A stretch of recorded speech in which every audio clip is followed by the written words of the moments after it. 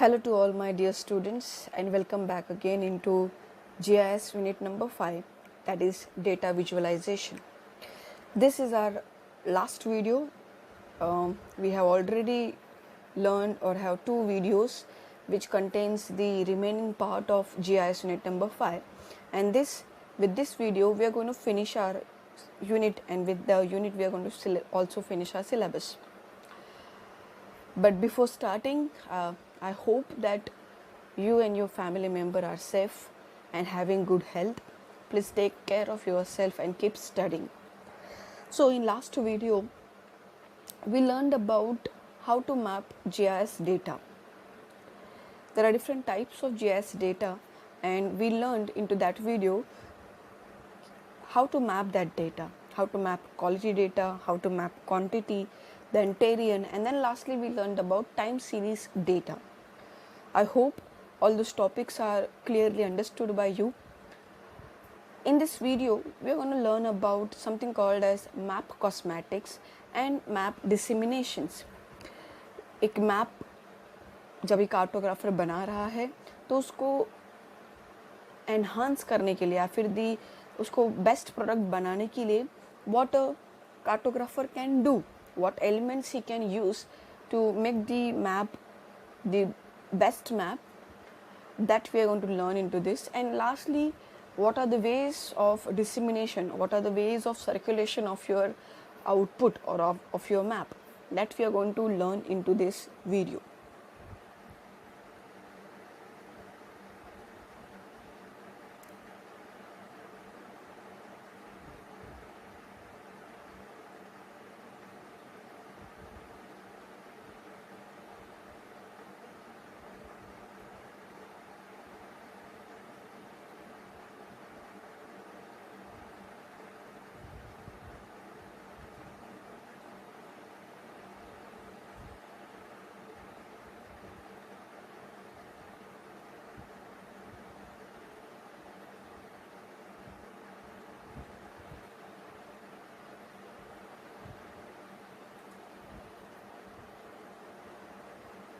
Okay, now this is first point for this video, that is map cosmetic.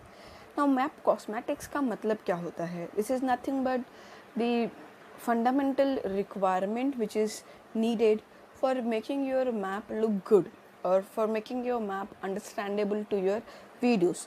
तो ऐसे कौन से elements है जिनको ऐड करने के बाद आपका मैप एक परफेक्ट और करेक्ट मैप लगेगा. Okay, so that we are going to learn into this topic.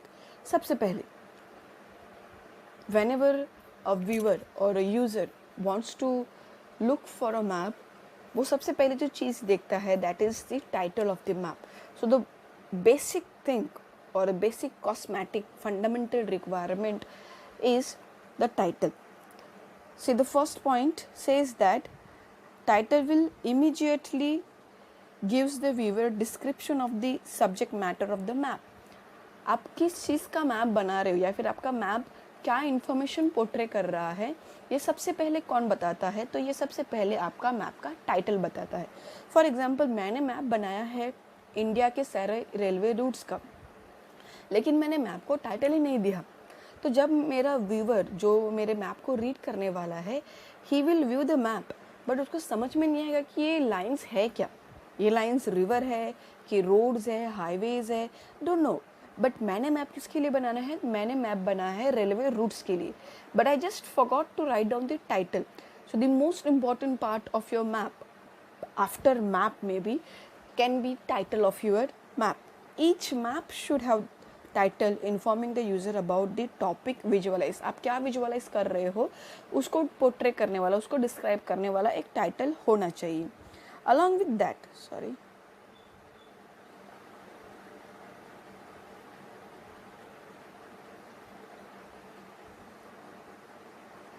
there is something called as additional marginal information. Now what is additional marginal information? सिर्फ टाइटल होना ज़रूरी नहीं है, उसके साथ साथ कुछ और चीज़ें भी रहती है. फॉर एग्जाम्पल अगर मैं आपको बताऊँ, there is something called as scale indicator. Now what is scale indicator? Scale indicator क्या होता है कि हम लोग का भी मालूम है, अभी आप लोगों ने बहुत सारे GIS QGIS के अंदर मैप बनाया है, जैसा स्पाशल फीचर रियल वर्ल्ड में दिखाई देता है एग्जैक्टली वैसा हम लोग मैप वर्ल्ड में नहीं बना सकते, because real world is 3D world and what we are trying to create is a 2D world. हम लोग को 3D वर्ल्ड को 2D वर्ल्ड में कन्वर्ट करना है. बाहर अगर रोड 10 मीटर्स का है, I can not create 10 metres का road on my map, I don't have that much amount of space. तो हम लोग उसका एक मिनिएचर फॉर्म बनाते हैं. तो ये जो स्केल इंडिकेटर है, this scale indicator helps us to tell our user that 1 centimeter on map is equal to how many kilometers in real world. 1 point in spatial feature in map is equal to how much it is, or what is the scale it is having into the real world. That is what we are going to indicate through our scale indicator. This is nothing but आप आपके map में नीचे इधर bottom right corner में या फिर bottom left corner में black and white colour की एक स्ट्रिप देखते हैं, and that is your scale indicator.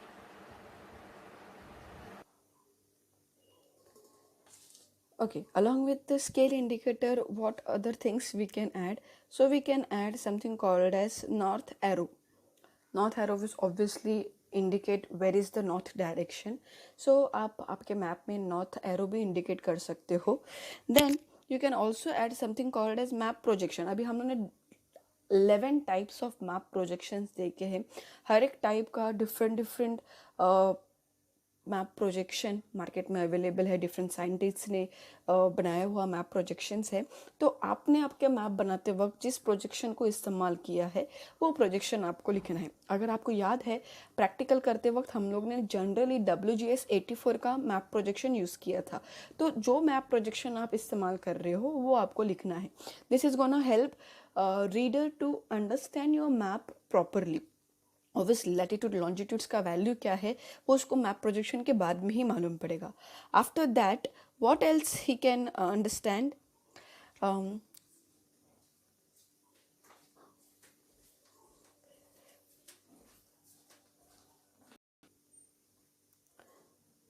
okay, along with scale indicator, north arrow, map projection, you can also add information about the publisher of the map, जिसने map को publish किया है, the date of the publication. This publishing data will act as a metadata for your map that will help user to determine the quality of the map. Now what is this all about? Suppose मुझे COVID-19 का world का data चाहिए and I wanted the updated data. Obviously if I am working into May, so I need to understood what is the count of COVID-19 patient into the month of May. और अगर मैं map देख रही हूँ मार्च का, because वहाँ पर date लिखी है, I can come to know that the map is of the month March. This map is not going to be useful for me just because it is been published into the month of March. What I am trying to look is the data in the month of May. तो अगर ये आपको जानना है, ये आपके viewers को आपको बताना है कि this is the date, so that they can look upon the date and they can decide whether to use this map or not. Okay, we'll go next. This was all about the title. Now into this next constraint is called as the space constraint. Now जब भी आप map on screen बनाते हो तभी आपके पास limitations रहते हैं. आप मे बी आपका मैप यूज़र उसके मोबाइल फ़ोन पे व्यू करने वाला है, या फिर he is going to view your map on to the computer screen. So in that case the marginal information is optional into because of the space constraint. ज़रूरी नहीं है कि आप आपके ऑन स्क्रीन मैप के ऊपर मार्जिनल इन्फॉर्मेशन दो, but if it is an on screen map, digital map है, तो it can be an interactive map.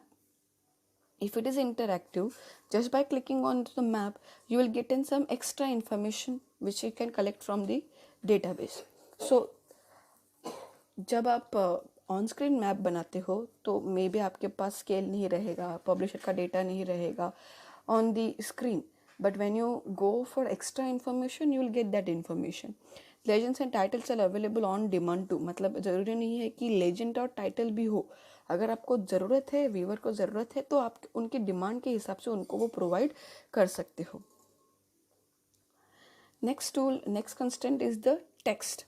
Now obviously text is used to convey the information, जो information आपको convey करनी है. For example, अगर आपने इस partial feature सर्कल यूज़ किया है तो उस सर्कल का मतलब क्या है, तो वो बताने के लिए आप उसके बाजू में एक टेक्स्ट लिखते हो.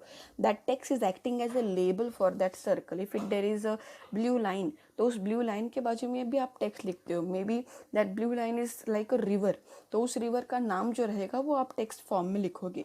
सो you are trying to convey information into your map with the help of text.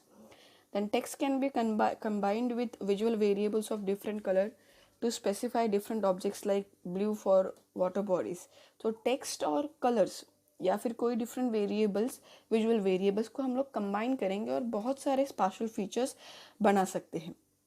जैसा एग्जाम्पल दिया मैंने, लाइन है, line is a geometric shape, उसके ऊपर मैंने सिर्फ लाइन नहीं बनाई, मैंने ब्लू कलर का लाइन बनाया और उसके बाद मैंने उस रिवर का नाम लिखा. सो text, shape and the colour, तीनों चीज़ें मिक्स होकर हमारा एक वेरिएबल बन रहा है. Then the position of the text is also important. ये बहुत इंपॉर्टेंट है कि आप कौन से ऑब्जेक्ट के लिए पोजीशन दे रहे हो. So the text element in the map body are also known as labels. उनको लेबल्स बोलते, जैसे मैंने आपको ऑलरेडी बताया है, they are called as label. Interactive editing is also provided to improve the final map. मतलब जब भी आपको फाइनल मैप प्रोवाइड करें तो उस आप लेबल्स को आप बाद में रन टाइम पे भी एडिटिंग कर सकते हो. ना उन्होंने बताया है कि पॉइंट फीचर के लिए लेबल कहाँ पर लगता है, कौन से पोजीशन पे लगता है, लाइन के लिए कहाँ पर लगता है. तो will just go through that. For point feature the label is placed at the upper right corner. मतलब जहाँ पर पॉइंट है तो पॉइंट के अपर राइट कॉर्नर में आपका टेक्स्ट जो रहेगा वो देखेगा बाय डिफॉल्ट. लाइन के लिए lines are mention in the blocks and are parallel to the course of the line. मतलब लाइन के पैरेलली आपका लेबल दिखाई देता है. And area feature have name feature size dependent on the extent. मतलब area जो आपने बनाया है दैट एरिया के अंदर आपका लेबल रहता है और उसका साइज डिपेंड करता है the extent of the area. जितना बड़ा एरिया रहेगा उसके हिसाब से आपका लेबल का साइज भी डिसाइड होगा. सो पॉइंट के लिए it is on the upper right corner, for line it is parallel to the line and for area it is within the area. तो ये पोजीशन है बाय डिफॉल्ट. आप उसके पोजीशंस एडिटिंग में interactive way में बाद में change भी कर सकते हो. Next, there are two types of labeling: interactive labeling and dynamic labeling. Interactive labeling, if the placement does not work well, the label can be moved immediately. मतलब अगर आपको जहाँ पर बाय डिफ़ॉल्ट प्लेसमेंट आता है अपर राइट कॉर्नर, पैरेलल या फिर inside area, अगर वो आपको विजिबल नहीं हो रहा है या फिर you are not liking it, you are not accepting it, तो you can immediately change that. And there is something called as dynamic labelling, जहाँ पर कंप्यूटर टेक ओवर करता है over the cartographer and the computer algorithm decides कि कहाँ पर आपका label होना चाहिए. What is the perfect place into your map for every special feature to place the label. Okay, अभी हम लोग एक बहुत ही इंपॉर्टेंट टॉपिक पढ़ रहे हैं, that is contrast and visual hierarchy. Contrast and visual hierarchy. Now visual hierarchy is the process of developing a visual plan to introduce a 3D effect or a depth to map using the technique of contrast. मतलब हम लोग क्या कर रहे हैं, हमारा 2D दिखने वाला मैप को हम लोग एक यूज़र को इल्यूजन देना चाहते हैं. एक्चुअली हमारा मैप 3D नहीं है, हमारा मैप अभी भी 2D ही है. लेकिन with this technique, visual hierarchy का जो टेक्निक है, जो प्रोसेस है, उस प्रोसेस के बाद जो मैप जनरेट होता है, that map will give our viewers the feel of 3D effect और द डेप्थ इफेक्ट. नाउ क्या होता है उसके अंदर, we actually use a concept of contrast. Map makers create the visual hierarchy by placing the map element at different visual levels. हमारे पास different layers रहते हैं. Map is not a single layer.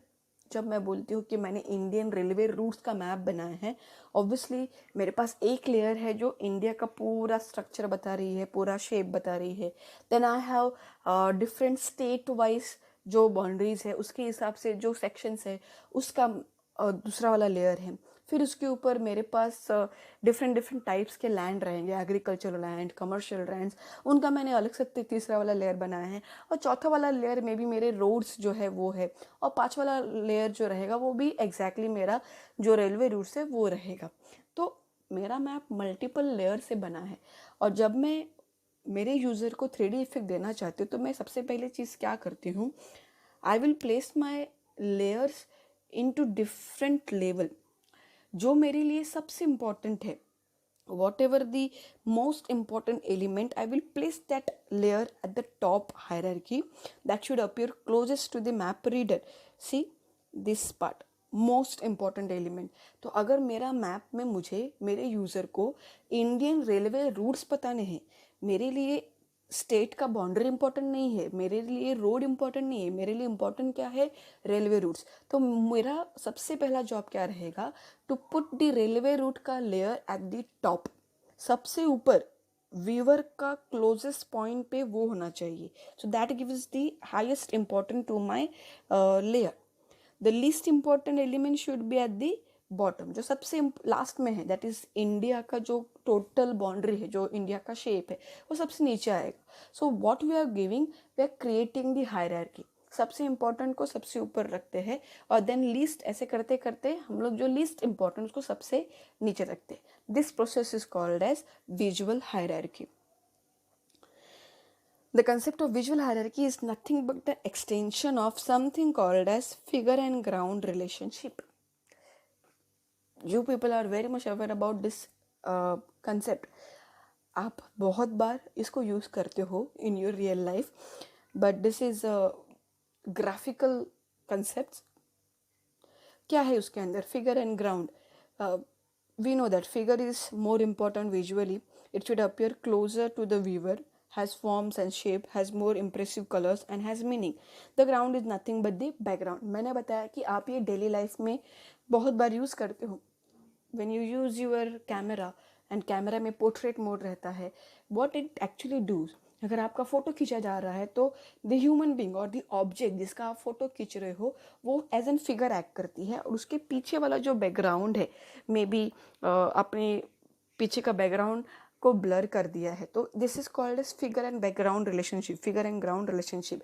For you the person और the object is most important, background is least important, उसके लिए आपने उसको blur कर दिया। तो ऐसा लग रहा है कि उसके अंदर 3D इफेक्ट आया है, उसके अंदर हायरार्की आई है।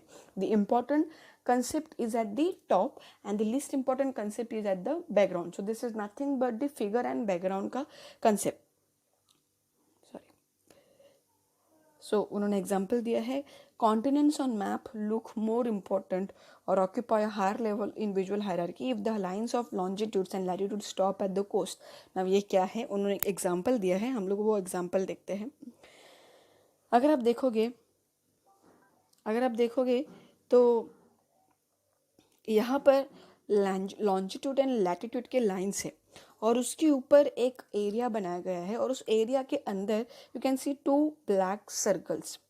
नाउ अगर विजुअल हायरार्की का कंसेप्ट आपको समझ में आ गया रहेगा तो अभी आपको समझेगा द टॉप मोस्ट एलिमेंट कौन सा है। टॉप मोस्ट एलिमेंट और the closest element to the viewer, अभी हम लोग जब भी देख रहे हैं तो हमारे लिए क्लोजेस्ट एलिमेंट कौन सा है, तो वो ब्लैक कलर के सर्कल, बिकॉज वो सबसे ऊपर है। उसके नीचे है ग्रे कलर का वो जो एरिया है दैट। नाउ उन्होंने और एक चीज़ ऐड किया है to keep the background separated. अगर आप नोटिस करोगे तो यहाँ पर दिस लाइन्स आर एंडेड, आप ऐसे लाइन्स नहीं देख रहे हो, lines are not crossing, lines are ending at the boundary, lines are ending at the boundary.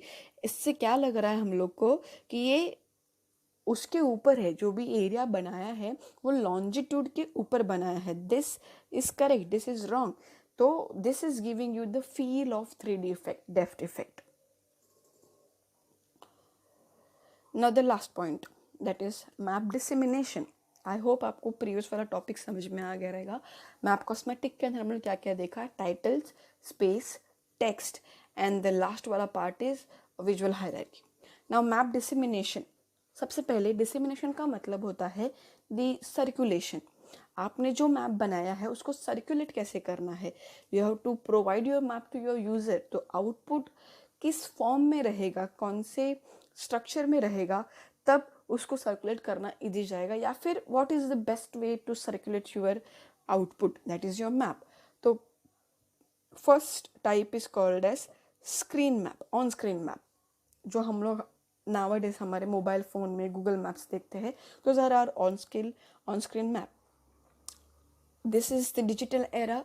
उसके पहले पेपर मैप थे, जो मैप बन रहे थे वो सारे पेपर के ऊपर बन रहे थे, लेकिन अभी जो मैप बन रहे हैं वो ऑन स्क्रीन बन रहे हैं। So on screen map have to be smaller as compare to the paper map. Obviously paper map में आपको आपके पास A4 साइज़ का पेपर रहता है, A3 साइज़ का पेपर रहता है, but when you talk about on screen map, on screen के अंदर आपके पास आपके मोबाइल का स्क्रीन का जितना साइज़ है उतने साइज़ के अंदर आपको आपका मैप फिट करना है। तो size matters. Their content should be carefully selected. आप क्या विजुअलाइज करना चाहते हो, कौन से एलिमेंट को इंक्लूड करना है, वो भी केयरफुली सिलेक्ट करना पड़ेगा। On screen map offers a lot of additional functionalities like link to the database. ये एडवांटेज है। अगर हम लोग बोल रहे हैं कि स्क्रीन का साइज या फिर कलेक्शन ऑफ द एलिमेंट, ये सारे प्रॉब्लम्स है, तो एडवांटेज क्या है कि हम लोग अपने मैप में एडिशनल फंक्शनलिटीज दे सकते हैं। हम हमारे मैप को इंटरैक्टिव बना सकते हैं, जो पेपर मैप में नहीं बना सकते। पेपर मैप में एक बार जो प्रिंट करके डेटा आया है वो वहीं रहता है, वेरएज ऑन स्क्रीन मैप में when user click on particular state में भी, एक स्टेट पे क्लिक किया तो उसके बारे में शायद उसको एक्स्ट्रा इन्फॉर्मेशन मिल जाएगा, उसका पॉपुलेशन कितना है वो मिल जाएगा। Maybe he can go into detail into that state, उसका डिस्ट्रिक्ट कौन से है, फिर डिस्ट्रिक्ट के ऊपर जूम करेगा तो डिस्ट्रिक्ट के अंदर डिफरेंट डिफरेंट विलेजेस दिखाई देगा। तो ये सब activities only possible into the on screen map. We can also connect our database with the on screen map, because सब कुछ अभी डिजिटल हो रहा है, तो DBMS को और JS को हम लोग कनेक्ट कर सकते हैं। We'll get the spatial data also and the attribute data also in one go. Then next type of map is called as multimedia map. Now multimedia map क्या होता है? It is just an integration with the multimedia. Multimedia मतलब text, audio, video, slides, जो कुछ आप multimedia में सोच सकते हो, वो सारी चीज़ें जब आप मैप के अंदर एनकम्पस ऐड करते हो तो this becomes a multimedia map. एक एग्जांपल दिया है, I suggest you guys to go and look for this example over Google. Atlas का एक मैप है, Encarta world. This is the best example of multimedia map. Why? Because ये map के अंदर जब स्टूडेंट को, या फिर basically this was been design for children, जब कोई भी उस मैप के ऊपर होवर करेगा, hover the mouse on the location, it will display the flag of that location. अगर किसी ने इंडिया के ऊपर होवर किया तो इंडिया का फ्लैग दिखाई देगा। If anybody hover over the United State तो यूनाइटेड स्टेट का फ्लैग दिखाई देगा। मतलब फ्लैग एज एन इमेज है। तो आपको माउस की एक्टिविटी करनी है, और माउस की एक्टिविटी के बाद स्टिल मैप के अंदर एक एक्स्ट्रा इन्फॉर्मेशन आपके सामने विजुअलाइज होती है। Map can also be used as an interface to additional information. मतलब nowadays we see Swiggy, Zomato, all these people are giving you extra information, as in that is not much required. अभी हमारे पास technology है, इसके लिए हम लोग उसको use कर रहे हैं। हमारा प्रोडक्ट जो है वो डिलीवर्ड कब होगा, अभी कहाँ पर पहुँचा है, ये सारी इन्फॉर्मेशन हम लोगों को मैप के थ्रू मिल रही है। Geographic locations can be linked with text, sounds and photograph. This is what multimedia is actually. So this Encarya world is an example of the multimedia map. Next map is map acting as a visual interface. Map is not my final product, वो as an intermediate product की तरह काम कर सकता है। मतलब मेरी एक वेबसाइट है और उस वेबसाइट में मुझे मेरे स्टोर का लोकेशन बताना है, तो मेरा मेन गोल मेरी वेबसाइट है। My main goal is not my map of the my store, but I am using map GIS to give extra information as an visual interface. एक मीडियम बन रहा है, अमेज़ॉन है तो अमेज़ॉन के ऊपर प्रोडक्ट डिलीवरी का आपको मैप दिखाई देता है कि कहाँ पर पहुँचा है, या फिर स्विगी को जो मैंने एग्जांपल दिया आपको मैप दिखाई दे रहा है, person is moving, real time में आपको दिखाई दे रहा है। तो it is acting as an visual interface between the map and your client or the server, whatever you want, wherever you want to project your information. World Wide Web is common medium to present and display spatial data, that is internet. Maps can be multifunctional with the help of internet and its worldwide spread and allow map to function as an interface to additional information. ये मैंने आपको बताया बहुत सारे हैं आज के ज़माने में। You have n numbers of uses with the help of internet of GIS. मतलब GIS जब भी इंटरनेट के साथ मर्ज किया गया, you have endless possibilities. Geo web services work as an intermediate between the browser and the data. तो browser, आपका web browser and your data के बीच में एज एन इंटरमीडिएट एक्ट कर रहा है geo web services, and numbers of possibilities are available. Next is something called a static map. Static map is what is been used for the tourist map. मतलब उनको सिर्फ पता ना है कि ये रोड यहाँ से यहाँ पर जा रहा है, so that is not going to change, that is going to be still, या फिर ये मोनूमेंट वहाँ पर है, तो this are the still information, they are not going to change. तो बेसिकली टूरिस्ट मैप जो होते हैं वो जनरली स्टैटिक होते हैं. This forms serve as an serves the main purpose of giving the user a preview of available service in its organization. Along with giving information, it also provides some functionality like zooming, panning, hyperlinks are also available to the static map. मतलब आप आपके map को zoom कर सकते हैं, उसका orientation change कर सकते हैं, उसको किसी और वेबसाइट के साथ हाइपरलिंक कर सकते हैं. तो this all facilities are available nowadays. Next map is called as a dynamic map. Dynamic maps are also known as clickable map and also serve as an interface to the spatial data.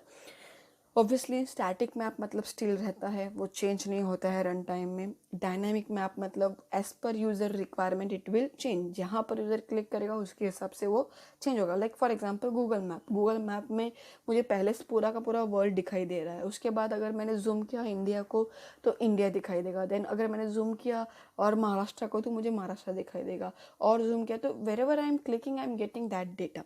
Clicking on maps will display additional information in the forms of audio or video. Obviously, I can connect audio videos also because of the multimedia map.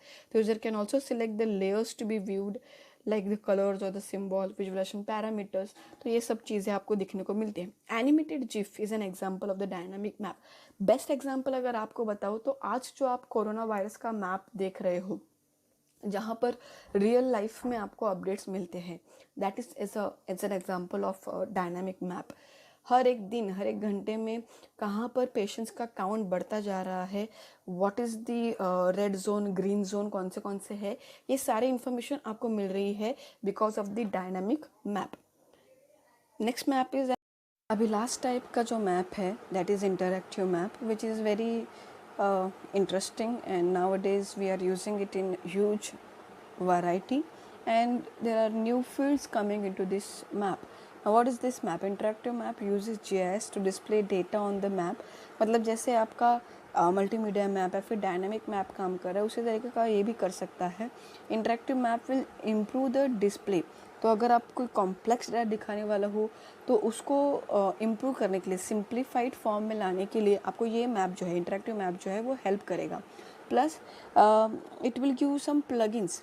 आप उसके साथ, map के साथ you can have interaction, मतलब it will be in real time, लेकिन साथ साथ आप उसको पॉज कर सकते हो, बैकवर्ड जा सकते हो, फॉरवर्ड जा सकते हो, you can play it. So ये सारे जो एक्टिविटीज़ है, जो इंटरेक्शन है, that you can do with the map.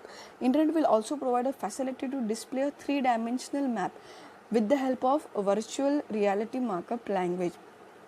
This is very important and this is something new कि with the help of virtual reality अभी आपका GIS का वर्ड सिर्फ 2D नहीं रहेगा. You can create a map which is a 3D map. आप actually 3 dimension में आपके मैप के स्पाशल ऑब्जेक्ट को, स्पाशल फीचर को देख सकते हो. This is happening in the field of virtual reality. मैं आपको इसका एक एग्जांपल देती हूँ कि फॉरेन के किसी यूनिवर्सिटी में 2 स्टूडेंट्स ने उनके कॉलेज का एक मैप बनाया है, and actually you can have a tour of that college with the virtual reality glasses पहनकर, VR ग्लासेस पहनकर आपको ऐसा फील होगा कि आप कॉलेज के अंदर हो. जैसे आप नॉर्मल कॉलेज के कॉरिडोर में घूम रहे हो, वैसे ही आपको फील होगा कि you are into the college, and आपको वो सारा का सारा कॉलेज एक वर्चुअल टूर की तरह उन्होंने मैप के फॉर्म में आपके सामने रखा है. देयर आर मेनी म्यूजियम्स, बहुत सारे ऐसे म्यूजियम्स भी है जो आपको उनका वर्चुअल टूल प्रोवाइड कर रहे हैं. सो एक्चुअली क्या हो रहा है, वर्चुअल रियलिटी और GIS मैप प्रोवाइड कर रहा है, और वर्चुअल रियलिटी वो 3D इफेक्ट प्रोवाइड कर रहा है, और उन दोनों का कॉम्बिनेशन कर हमारे सामने ये इंटरेक्टिव मैप्स आ रहे हैं. और अभी इसके आगे का स्टेप भी इवॉल्व हो रहा है. I guess last year Google ने कुछ ये जो नया कंसेप्ट आ रहा है उसको गूगल मैप में इंट्रोड्यूस किया है. That is nothing but the use of augmented reality. GIS के अंदर, मैप्स के अंदर एगुमेंटेड रियलिटी का इस्तेमाल करना. ना what is augmented reality? Real world और वर्चुअल वर्ल्ड या फिर डिजिटल वर्ल्ड को कंबाइन करके एक साथ रखने का। वर्चुअल वर्ल्ड डिफरेंट है, रियल वर्ल्ड डिफरेंट है, लेकिन आर्गुमेंटेड रियलिटी उन दोनों को मिक्स करता है और आपके सामने रखता है। So it's like real world आपके सामने है, उसके अंदर आपको कुछ डिजिटल वर्ल्ड का कंसेप्ट डाल के रखा है। अभी ये सब जो मैं बोल रही हूँ वो सब नया टेक्निक्स है, नया एरा जीआईएस के अंदर लॉन्च हो रहा है। I want you people to research on it. आप जितना ज़्यादा उसके ऊपर देख सकते हो देखो। But with this topic we are finishing a syllabus. हमारा सिलेबस यहाँ पर ख़त्म होता है। आई होप जो सारे टॉपिक्स हम लोगों ने पढ़े, especially into this video we learned about two topics, that is map cosmetics and map dissemination. map dissemination के अंदर different output modes of map हम लोगों ने देखा। आई होप आपको ये सारा का सारा वीडियो एंड प्रीवियस वाले वीडियोस भी समझ में आए रहेंगे। आपको कुछ भी डाउट रहेगा इन वीडियोस में जो मैंने समझाया है उसके थ्रू कुछ डाउट रहेगा, या फिर हमारे जो प्रीवियस लेक्चर्स हुए हैं क्लासेस के अंदर उसमें भी कुछ डाउट रहेगा, तो you can ask me, you can put your questions into comment box, or if you want you can also put your comments into our Google Classroom. I will try to solve them as much as possible. I hope मेरे ये videos आपको help करेंगे। Plus जो मैं आपको बता रही थी कि गूगल का map, Google earth Encarta world जो एटलस का है, माइक्रोसॉफ्ट का प्रोडक्ट है, that product, that multimedia map का जो मैंने आपको बताया था, एक मिनट, या this one, this Encarta world, Google earth and virtual reality का मैप और आर्गुमेंटेड का मैप, इनका जो मैप का जो मुझे वीडियोस मिला है वो वीडियोस की लिंक मैं डिस्क्रिप्शन बॉक्स में डाल दूँगी। You can go through those videos and you can learn from them those videos. Thank you very much for listening to all the videos. May God bless you always. Like, share and subscribe. ऐसा नहीं बोलूँगी. Instead I will say keep learning always, study hard and be successful. Best of luck for your exams.